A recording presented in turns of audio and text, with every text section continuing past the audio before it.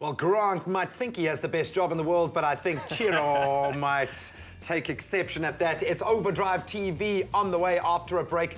The war is on between the German manufacturers. We're going to find out who is the winner. All right, guys. The war is on, okay? I say guys because I'm so used to having Gav with us, okay? Where is our Gav today? Gav is in Joburg today. He got flown up emergency for his shoot. So I was just having a look at Grant test driving those MacBooks there. I think what we have here is a sort of the MacBook Pro of cars, the BMW 6 Series Grand Coupe. It is unbelievable, and it's late to a party which Mercedes started back in 2004, the CLS four-door rather, and then Audi came with the Audi A7. So BMW thought, all right, we better get involved here. So they've come up with this. It's called the 6 Series Grand Coupe, and now we had the 640D.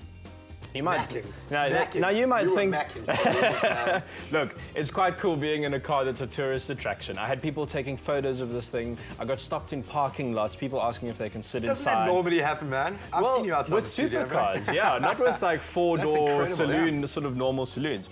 And I think the point about this car is that even though it comes from all of BMW's other cars, you know, you spot bits of the interior and that sort of thing from 5 Series and 7 Series, but it's just a car that's more than the sum of its parts. It's basically gone into that next level. It's almost in like supercar category. And it's been a while since BMW have kind of blown us away with something like this, huh? I think this is pretty much the best BM you can get at the moment. And a lot of people say to me, well, why would you want such a beautiful car with a diesel?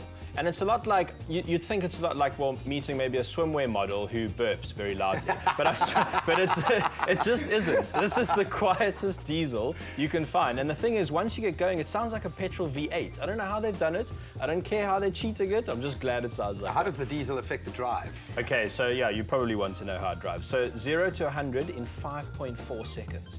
Now, you don't have to go too far back to find an M5 that would be proud of a time like that. Sure. And of course, you know, unless you're the sort of person who enjoys setting money on fire, then I really do recommend getting the diesel because you're going to save so much money at the pumps. You really are. And it is a beautiful car, man. So how have the rest of our German manufacturers answered the call to battle? So let's have a quick look at the competitors, and I'd really love to know what you think about these. So let's start with the Merc. Now the Merc is the most comfortable. It's called the CLS. Unfortunately, we don't get the diesel in this country, which I think is really sad. So you'll have to go with a petrol V6 or V8. And if I was 64 and about to retire, yeah, I'd probably have the Merc. Ooh, that is a beast of a machine, man. It really is. So is that building it's in. Man. And then, of course, there's the Audi. Now, Audi A7 came out a little while ago, and you must know that it first came with a 3-litre single-turbo diesel engine. Now it's got a 3-litre bi-turbo diesel engine. It's quite a lot more powerful. In fact, in the real world, I would say this Audi is quicker than the 640D. Look at that front end, like a shark. It's beautiful. It's so low and so flat. And the thing is, four-wheel drive means that in the wet and on bumpy roads where the BMW has to use its traction control to keep you from going off a cliff, the Audi is a little bit safer and a little bit faster. It really is. And it's a lot cheaper, 200,000 Rand cheaper than the BMW. But which one would I have? I think I'd have the BMW. I was going to ask you exactly that. Now, these are some unbelievable cars, high-end. The German manufacturers, they certainly don't disappoint. Yeah. Looks like for me here, the winner is clearly us. That's true indeed. The motorist is the winner in this little war. Did you get to drive the other two? We've driven all three, and in fact, the CLS we reviewed on the show, and the Audi A7 I don't think we have. I think we drove that actually before we even joined Expresso.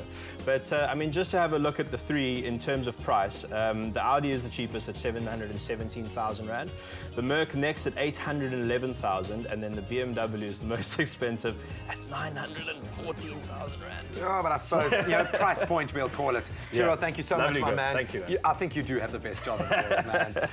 Well, that's our wrap of Overdrive TV. We missed you, Gav, wherever you are, out riding in your car, no doubt. But that is a wrap of Overdrive TV for this morning. We're going to take a very quick break, then the madness continues.